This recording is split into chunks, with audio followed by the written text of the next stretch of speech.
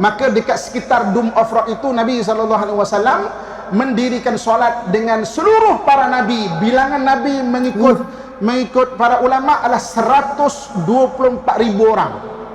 Daripada 124,000 orang, 313 dilantik menjadi Rasul, 25 disebut dalam Al-Quran yang wajib kita hafal ataupun kita tahu nama dia. Sebelumnya terima kasih untuk para dermawan di bulan ini. Terima kasih telah berdonasi dan menjadi member di channel ini. Semoga selalu diberikan rezeki yang berlimpah dan kesehatan. Amin ya robbal alamin. Halo, assalamualaikum warahmatullahi wabarakatuh. Kembali lagi di Indo React TV. Oke teman-teman semua, hari ini kita masih melanjutkan melihat ceramah Ustadz ya guys ya. Jadi ceramah Ustadz kali ini kita mau lihat ceramah Ustadz Muhammad Al-Amin ya. Sudah lama juga aku nggak tengok ceramah Ustadz Muhammad Al-Amin. Jadi ini ada satu ceramahnya yang bagus ini guys, tentang Isra Mi'raj kayaknya ya. Nah ini dia ya, ada di channelnya Khalifah untuk semua channel. Jangan lupa di subscribe juga guys ya, Khalifah untuk semua. Tajuknya Kelajuan Buruk Mampu ke Masa Depan. Waduh, iya betul, ini tentang buruk, berarti tentang Isra Mi'raj ya, peristiwa Isra Mi'raj. Buruk ini kendaraan yang dipakai oleh Nabi Muhammad menuju langit. Wow, buruk namanya ya. Kalau pasal Isra Mi'raj itu memang misteri yang paling besar itu guys ya. Dari sisi sains masih belum boleh manusia itu berpikir bagaimana caranya Nabi Muhammad ke atas langit naik buruk gitu kan ya. Berapa kecepatannya juga masih belum terpikir lah. Belum mampu lah otak manusia zaman sekarang untuk mengkaji masalah Isra Mi'raj ini ya. Isra Mi'raj memang misteri terbesar lah di zaman sekarang ya, yang belum bisa terpecahkan oleh otak manusia ya, akal manusia. Dan tentang pasal Isra Mi'raj ini memang selalu menarik untuk kita tengok. Jadi langsung aja deh kita tengok ya, seperti apa ceramah Ustadz Muhammad Al-Amin yang satu ini. Yuk. Indo React. Oke, sila tonton video ini sampai habis untuk elak salah paham dan kekeliruan. Tuan-tuan muslimin dan muslimat rahmat Allah sekalian ya. Nabi SAW lahir pada tahun 570 Masihi. Oh, Masihinya itu tahun Masihi dia. Jadi Nabi Isa lahir 1 Masihi. Maknanya beza Nabi SAW dengan Nabi Isa 570 Masihi. 500 tahun. Kemudian Nabi Isa sama Nabi membesar di tanah Arab, yaitu di Mekah semenanjung tanah Arab lebih kurang semenanjung tanah Melayu.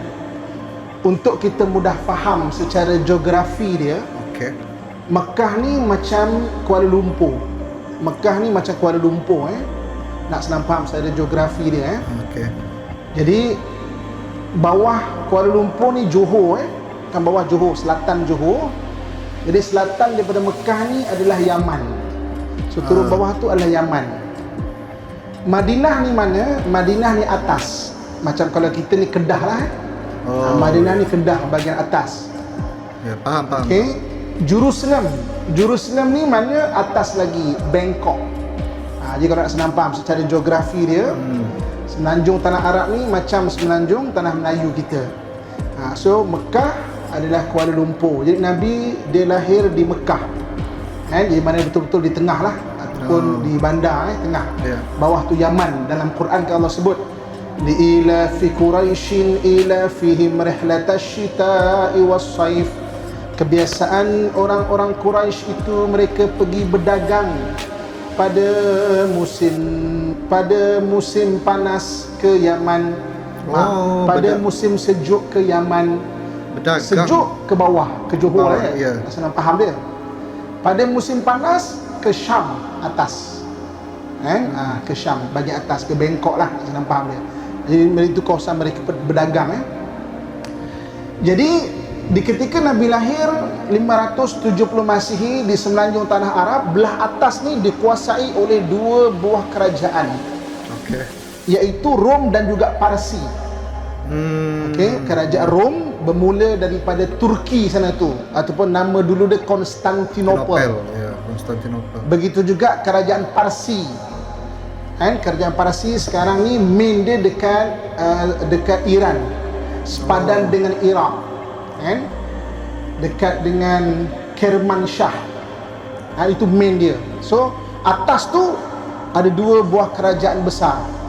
Jadi maknanya semenanjung Arab ni tidak dipengaruhi oleh 2 kerajaan besar ini.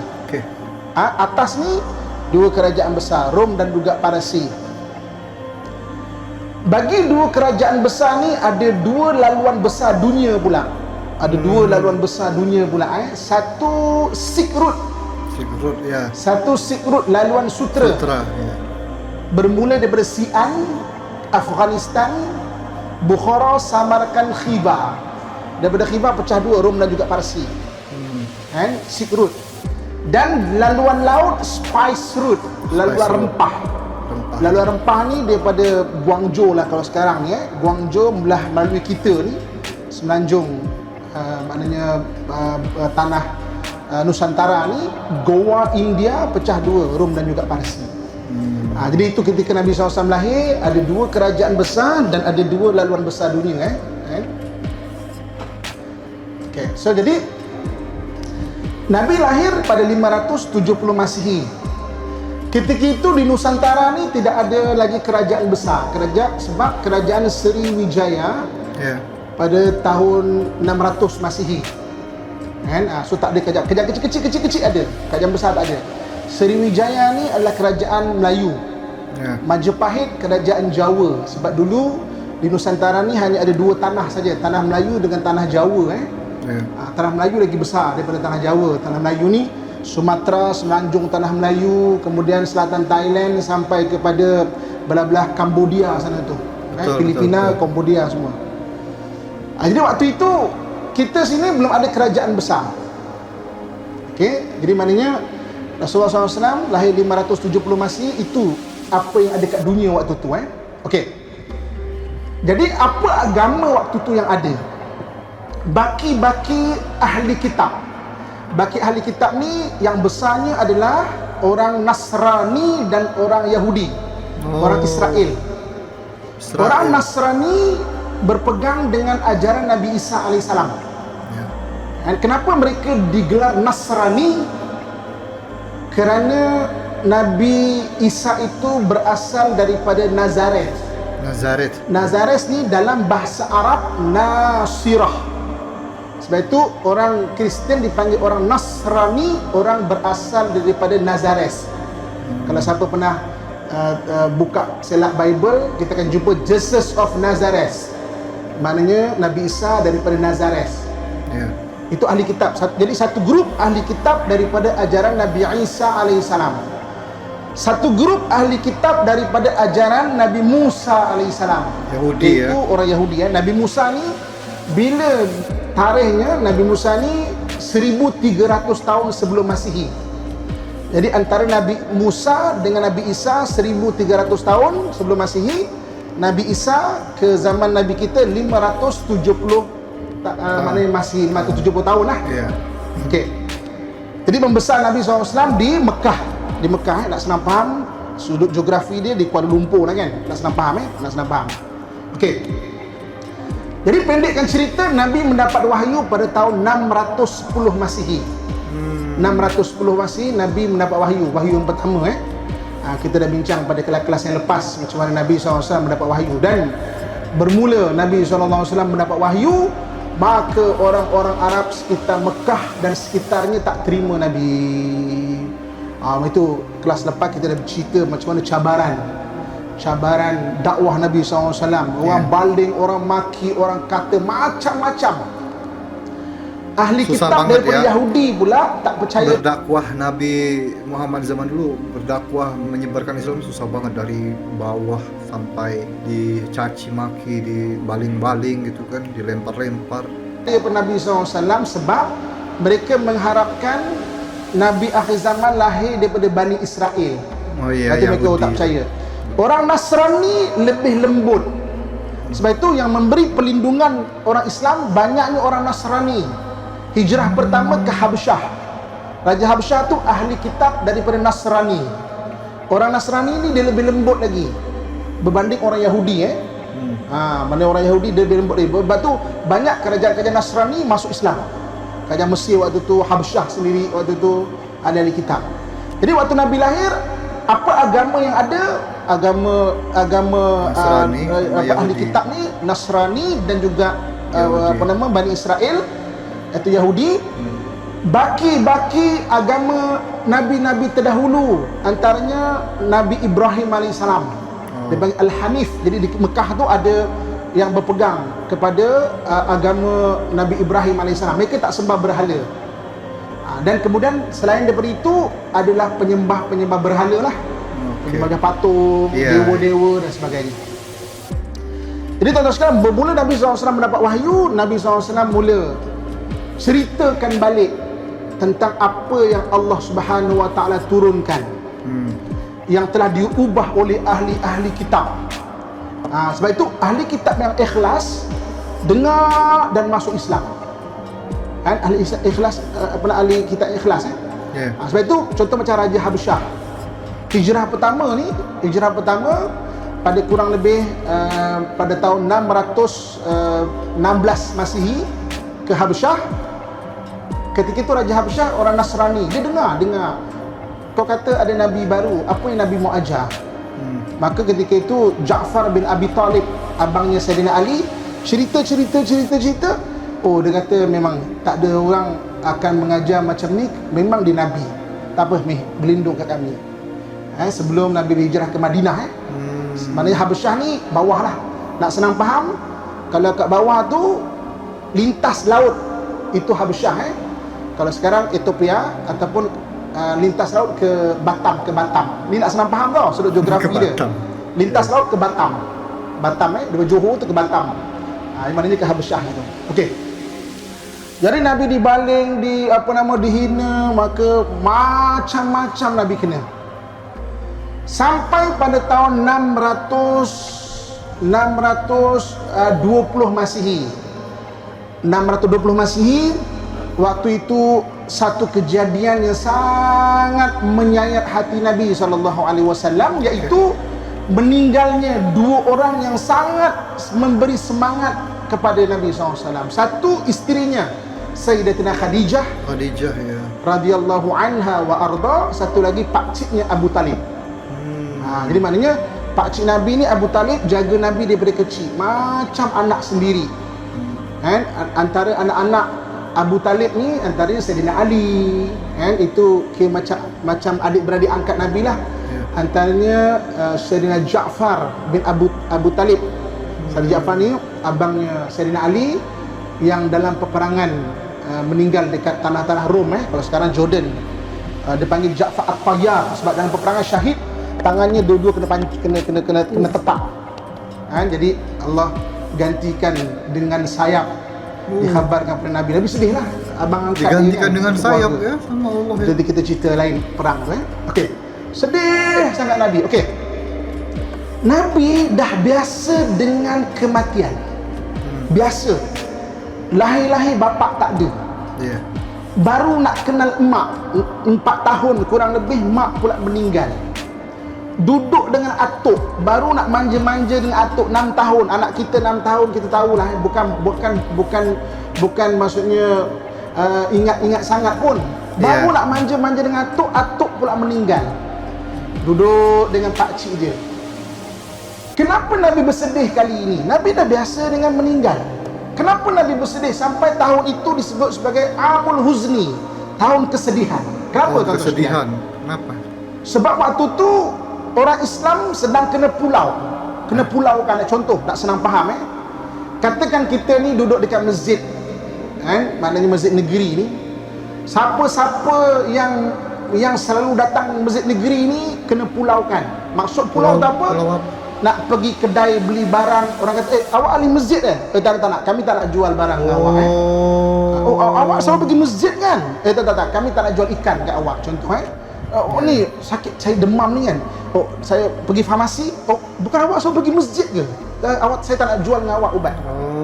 Jadi yang paling menyayat hati Nabi itu apa? Ketika Khadijah mulai sakit, Nabi mengusahakan ubat. Cari ubat, orang kafir tak nak jual ubat pada Nabi SAW. Ya Allah. Jadi dia menyaksikan Sayyidatina Khadijah sakitnya semakin berat daripada hari ke hari. Sakit daripada masa ke masa. Sama orang kafir. Boleh tak cuba kita bayangkan isteri kita sakit, bukan ubat tak ada. Bermula dengan demam lah contohnya.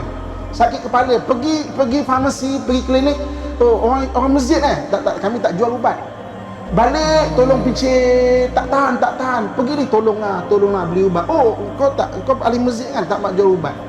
Bukan tak usaha. Itu yang sangat menyayat hati Nabi SAW sebenarnya. Kan? Dia menyaksikan bagaimana Sayyidatina Khadijah makin sakit, makin berat sakitnya, makin tak larat sampai akhirnya meninggal di hadapan mata baginda SAW. Sebab itulah tahun itu disebut sebagai tahun kesedihan ataupun Amul Huzni. Pakcik dia yang membela dia, selalu bela dia pun maknanya meninggal, dan Khadijah sampai sedih Nabi SAW. Dengan siapa lagi dia nak bercakap dah? Kawan-kawan sama-sama kena hina, sama-sama kena baling, sama-sama maknanya kelaparan. Siapa lagi nak cakap? Maka Nabi SAW kurang lebih pada tahun 620 Masihi duduk bainar rukni wa zamzam, di antara rukun Yamani dengan Zamzam. Maksudnya apa? Maksudnya kalau kita ingat balik Kaabah, kedudukan Kaabah tu, kita tawaf bermula dengan lampu hijau tu.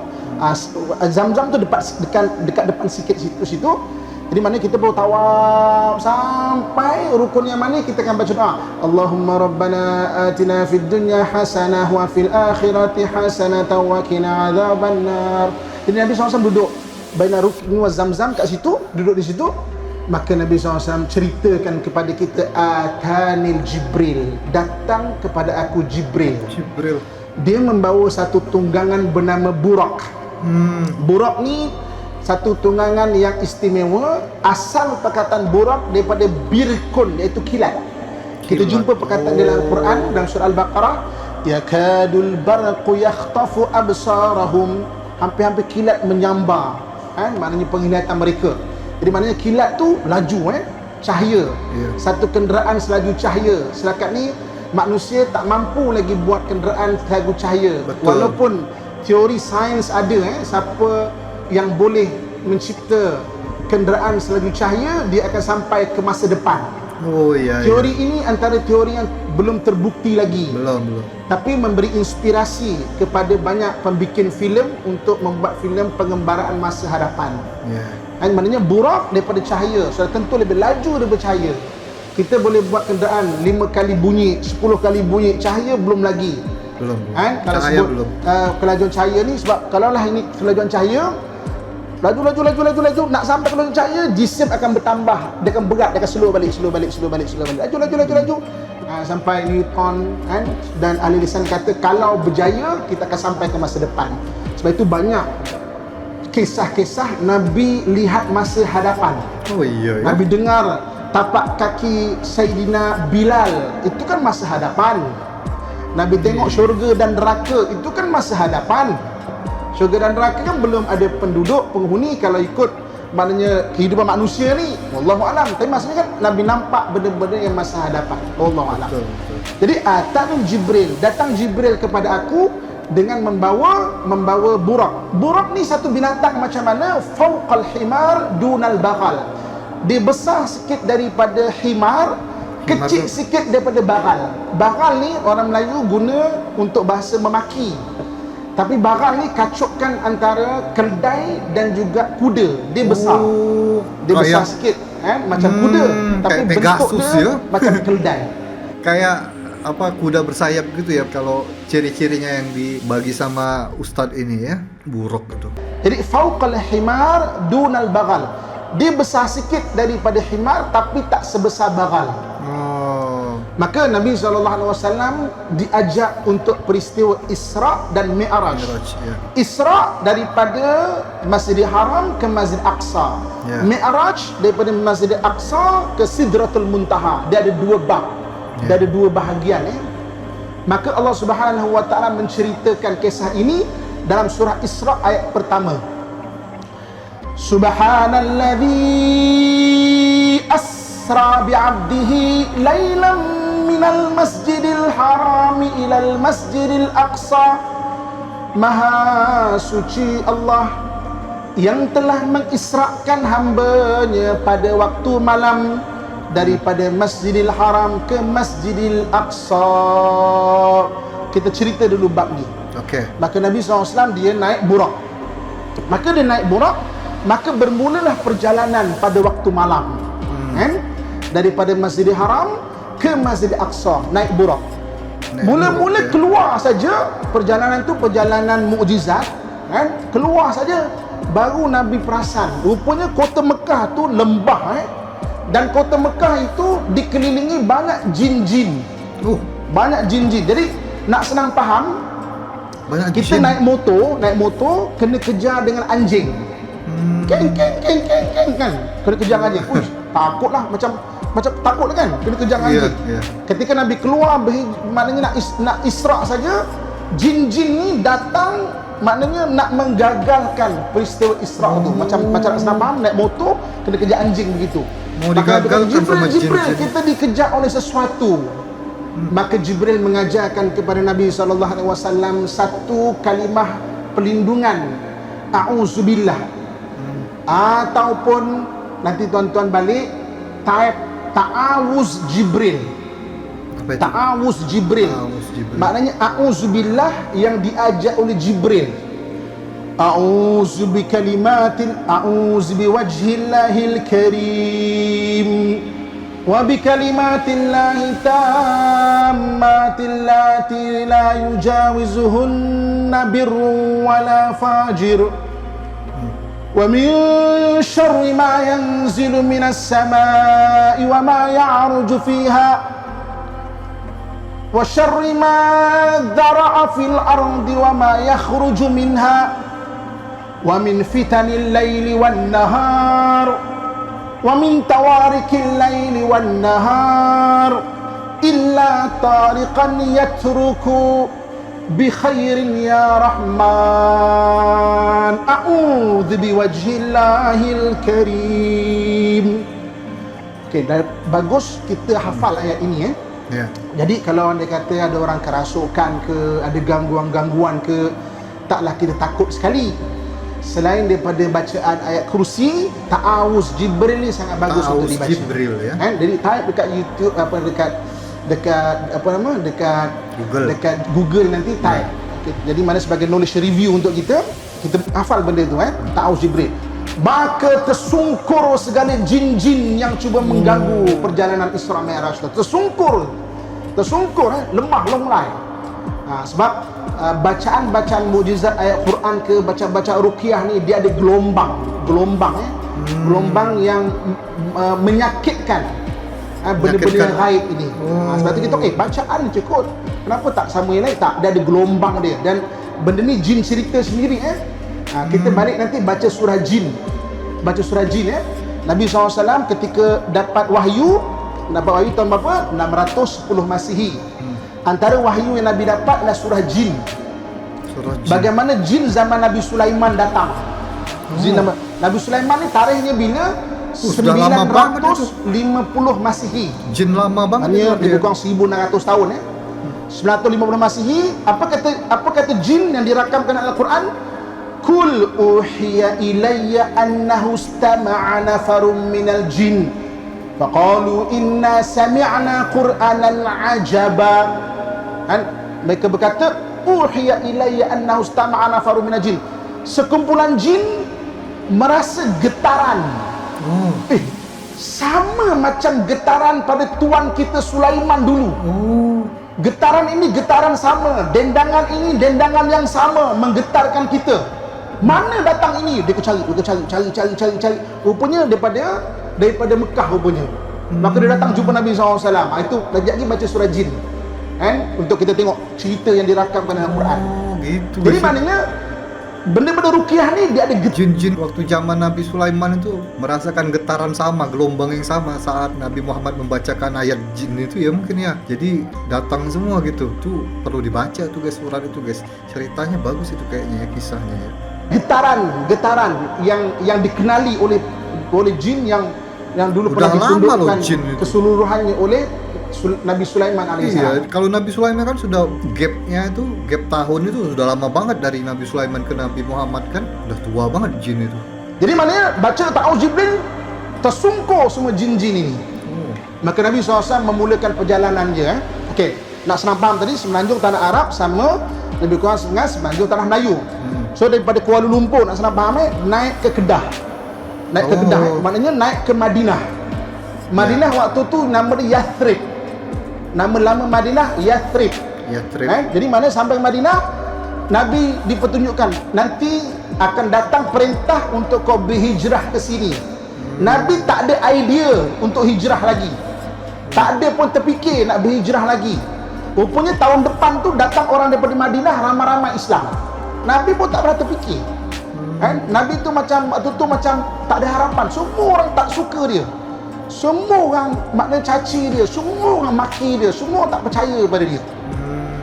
Tuan sekalian, sebagai sambungan dia, kita berhenti dulu untuk azan insya-Allah. Innaka la tukhliful mi'ad. Tuan-tuan muslimin dan muslimat yang dirahmati Allah sekalian, kita sedang bincang mengenai peristiwa Isra dan Mi'raj. Okey, so jadi kita telah sampai macam mana Nabi SAW bermula berisra dan berisra daripada Mekah, kemudian nak pergi ke Masjidil Aqsa. Minal Masjidil Haram ilal Masjidil Aqsa, daripada Masjidil Haram ke Masjidil Aqsa. Jadi kita cerita tadi bagaimana para jin maknanya cuba menggagalkan, tapi semua lumpuh, maknanya longlai, tergolek tak berjaya untuk menggagalkan dengan bacaan perlindungan yang diajarkan oleh Jibril ataupun disebut sebagai ta'awuz Jibril. Ta'awuz istilah a'udzubillah yang diajar oleh Jibril. Maka Nabi mula naik, naik jumpa Madinah, mana Kedah nak senang faham Kedah. Ini tempat kau berhijrah. Kemudian naik lagi sampai dekat sekitar kawasan hampir bahagian Sinai sana. Nabi ditunjukkan dengan satu kubur tukang sikatnya Fir'aun yang digelar sebagai Masyitah. Masyitah ni istilah ataupun gelaran bagi tukang sikat. Mishtun sikat. Masyitah maknanya tukang sikat.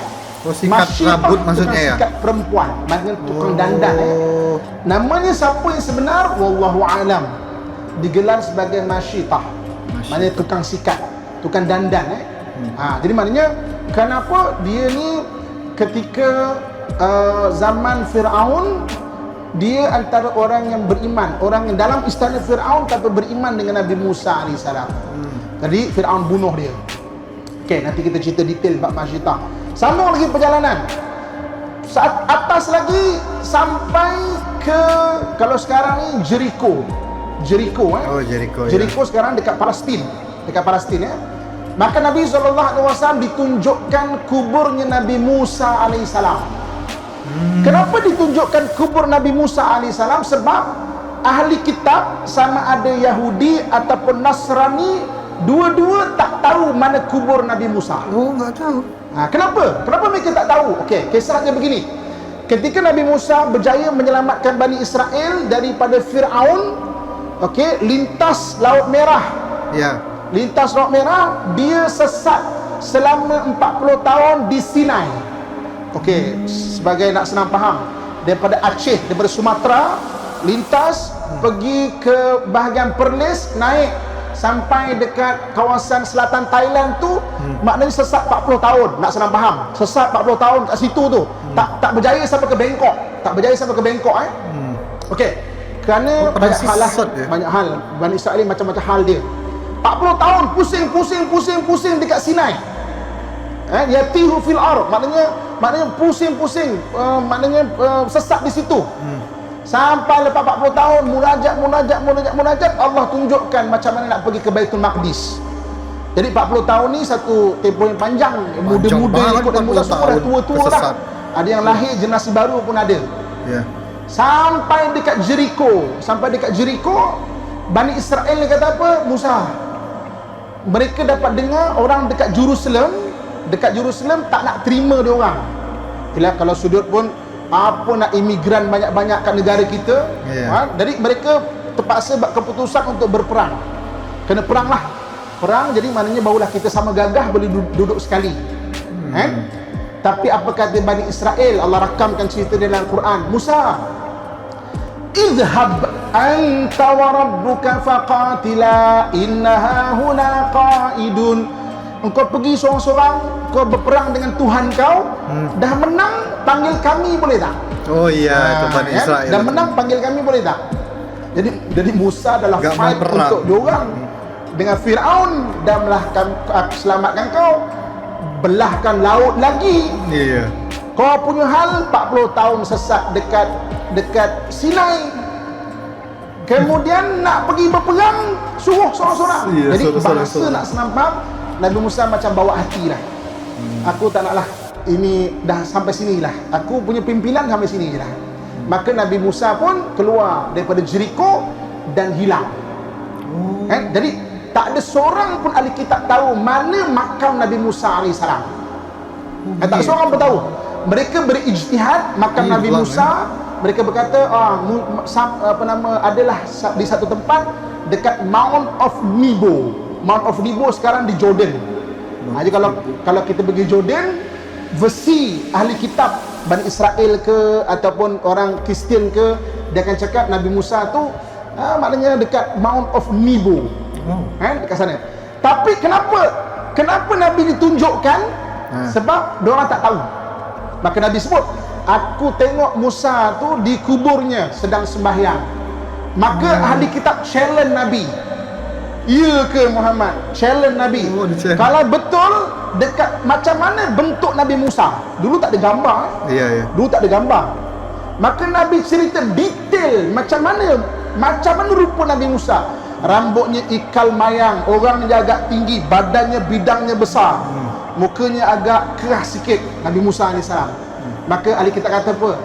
Oh, kalau dia tak tengok, dia takkan boleh cerita. Kalau tak tengok, tak boleh cerita.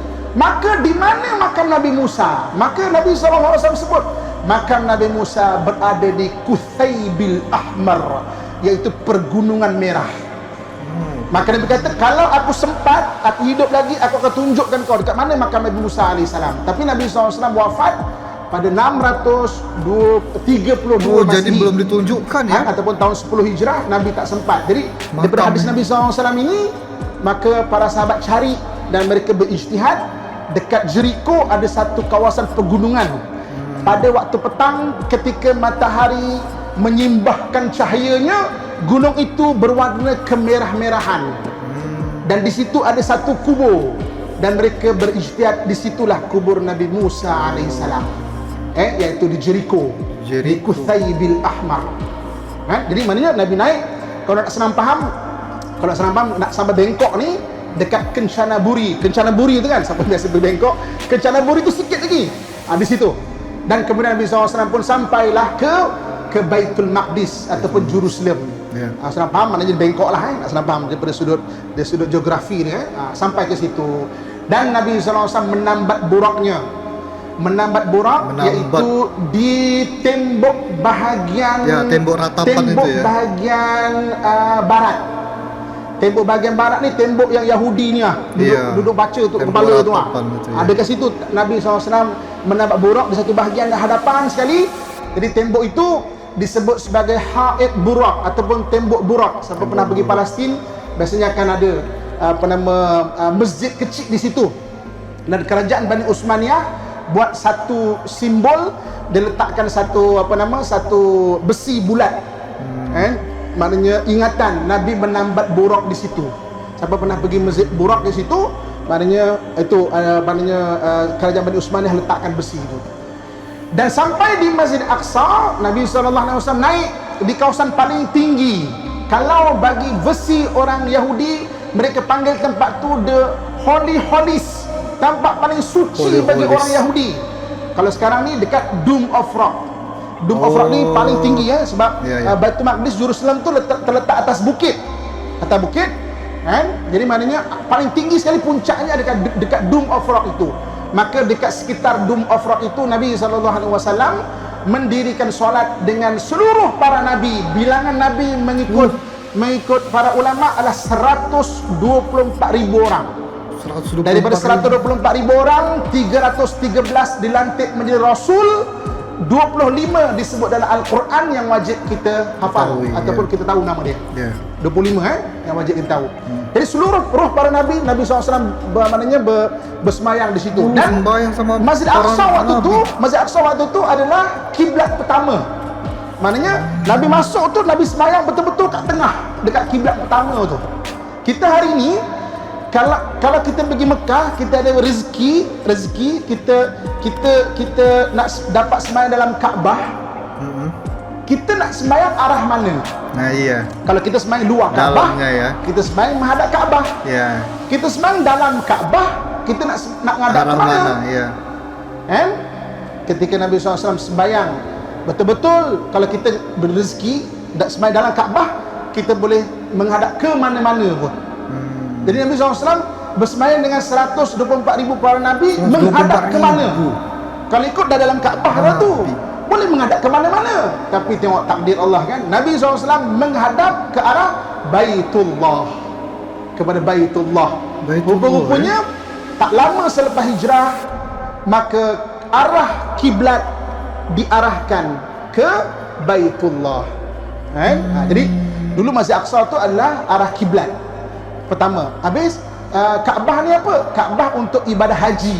Untuk ibadah haji ya. Selepas Nabi berhijrah, Kaabah juga diarahkan untuk ibadah solat juga. Maknanya solat dan juga haji.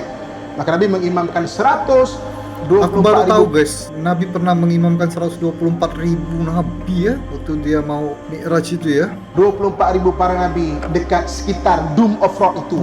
Kan kalau sekarang ada kubah kuning Dome Ya, of Rock tu. kubah Jadi kuning Masjid Aqsa ni ada orang cakap, dan Yahudi suka nak biar kita tahu Masjid Aqsa tu adalah masjid kecil kat depan yang kubah kelabu tu. Tapi Masjid Aqsa tu adalah seluruh kawasan di 36 ekar. Seluruh kawasan itu adalah Masjid Aqsa. Ada 5 buah masjid. 2 atas tanah, 3 bawah tanah. 2 atas tanah, masjid depan tu yang kelabu dengan masjid kuning. Ya. 3 bawah tanah, Masjid Marwani kalau kita menghadap kiblat. Sebelah kiri sekali Masjid Marwani. Kemudian yang tengah-tengah Masjid Kibli dipanggil, asal Masjid Kibli. Itu ada tiang Nabi Sulaiman besar ni. Macam ni, mana tiang yang jin buat. Kemudian sebelah kanan sekali kalau menghadap kiblat adalah Masjid Burak tu. Jadi Masjid Aqsa tu besar tu. Yahudi nak kita cuma faham Masjid Aqsa kecil tu masjid tu. Biar kalau diambil sebahagian besar Masjid Aqsa, kita tak sensitif. Tapi Masjid Aqsa seluruh kawasan itu adalah Masjid Al-Aqsa. Habislah kisah Isra Nabi SAW. Mau diambilnya banget dia Kisah sama Yahudi ya. Kita sambung pada kesempatan. Wah, ini Isra-nya aja guys. Sekian aku qauli ma sami'tu astaghfirullah li wa lakum wa risailil muslimin fa ya fawzal mustaghfirin wa ya najatat taibin. Assalamualaikum warahmatullahi wabarakatuh. Waalaikumsalam. Indo React.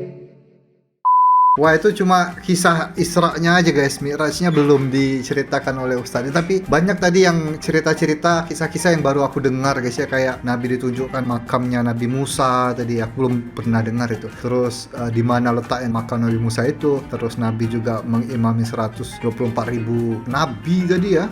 Wih, bagus banget ini cerita Isra Mi'raj ini. Memang selalu luar biasa mendengarkan cerita Isra Mi'raj ini guys ya. Mantap ceramah yang satu ini. Semoga juga video ini bermanfaat untuk kalian semua. Nanti kita tengok lagi ceramah-ceramah Ustadz yang best-best dari Malaysia. Jadi stay tune terus di Indo React TV. Dan terima kasih juga untuk teman-teman yang sudah menjadi member VIP channel ini. Kita berjumpa lagi di video selanjutnya. Akhir kata, assalamualaikum warahmatullahi wabarakatuh. Bye-bye. Sayonara, sayonara, sampai berjumpa lagi.